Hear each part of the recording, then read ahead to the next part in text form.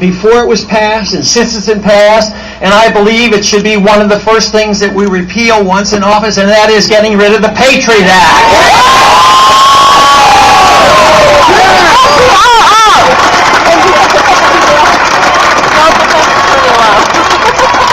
But in all these areas, the American people are waking up, whether it has this attack on our personal civil liberties, whether it's our attack on our First Amendment rights, whether it's the understanding of economics, which is coming around to making more sense, as well as the foreign policy.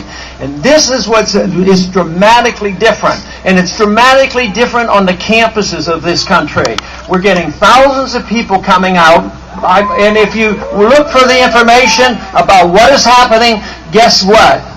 The revolution is not being described on TV. Revolution will not be televised. Right. The good side of it, we have the internet. And the scary part of it is that they know it and they're trying to take the internet away from us, and we're not going to let them.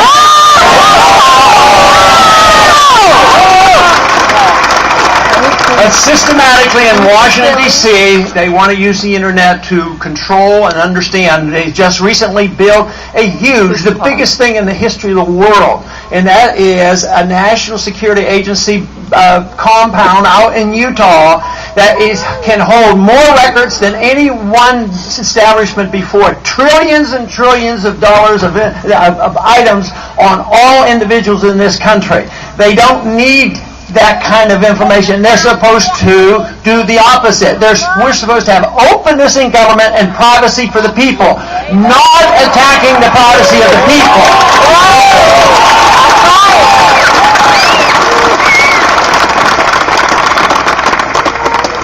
4 years ago, 5 years ago, there were quite a few, mostly the economists that were in the Austrian economic camp, were very much aware of the financial bubble and warned about it, and sure enough, it came.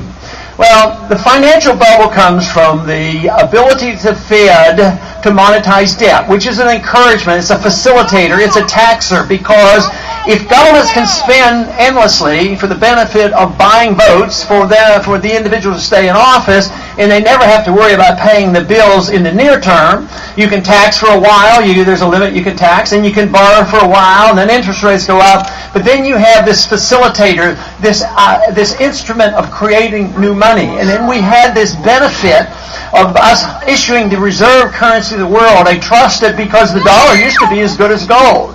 But the strange thing happened when the gold was removed in 1971. There still remained a fair amount of trust. Now, they're still under the illusion in Washington that the trust will remain forever. But guess what? The trust isn't there anymore, and it's rapidly disappearing. And this is why this recession is different, and it's worldwide. There's a crisis in Europe. They admit now they're going back into recession. And, of course, we haven't solved our problems because we're all facing the same problem. Government has gotten too big. They fight too many wars. They undermine liberties, write too many regulations, and manipulate the economy too much. So the predictable crises come, and guess what they do in Washington? Congress, the executive branch, the Federal Reserve, they say, oh, we're in trouble now, so what we need to do is spend more money, borrow more money, have more regulations, and let the Fed print money endlessly. How can you solve the problem? You cannot solve the problem of too much spending and too big a government by spending more and making the government bigger. You have to do the opposite.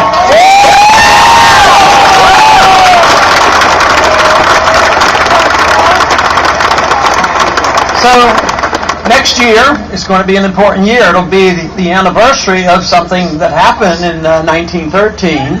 And that will be the appropriate year on the 100th anniversary of the Federal Reserve. We will repeal the Federal Reserve.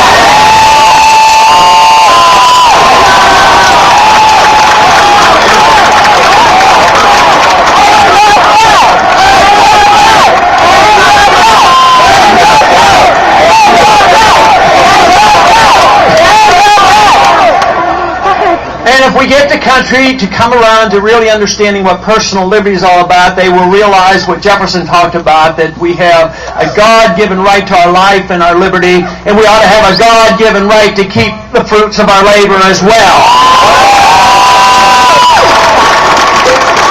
Which means the 16th Amendment needs repealed just as well.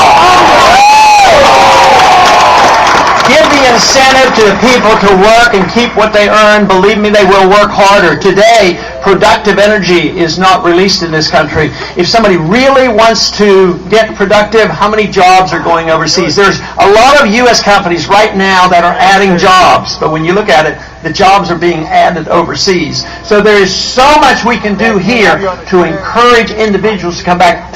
The tragedy here in this country is if you're on the receiving end, if you know the inside track, you get the benefits as the bubble is being blown up, and then when the crunch comes, guess what? They get bailed out. We need to stop all the bailouts. They don't deserve the bailout. A lot of this has come about mainly because of a misunderstanding of the entitlement system. The entitlements sounds like an entitlement is a right, but an entitlement isn't a right. You have a right to your life.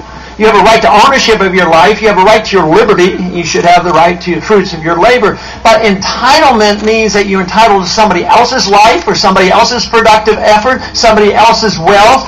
No, you don't have that. But it's always well-intended to say, well, this is only for the poor people, the people falling through the cracks, and they're entitled to own a house. And, of course, that led to the housing bubble. And they're entitled to free food and free education on down. But there is no such thing as free stuff. You have to take it from somebody. So it reminds me of my little bumper sticker in Washington, D.C.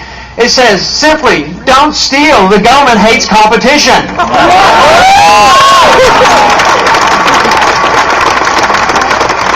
But the entitlement system, although has been designed, and many people believe, and they're very sincere, and they say, we do care about our fellow man, and we want to make sure that nobody's poor, and we're going to take care of it. But guess what? The entitlement system takes care of the wealthy. It's the Goldman Sachs of the world, the banking system, the military-industrial complex, the whole mess. They feel entitled, and they throw the crumbs to the poor, and then when there's a crisis, the rich get bailed out, and the poor get poorer, the middle class loses their jobs, and they end up losing their houses as well. So this is the reason why we have to challenge the whole notion of the entitlement system. You're entitled to your freedoms, and the government should be protecting your liberties, not pretending it can redistribute wealth and create wealth by doing it. It destroys wealth under those conditions.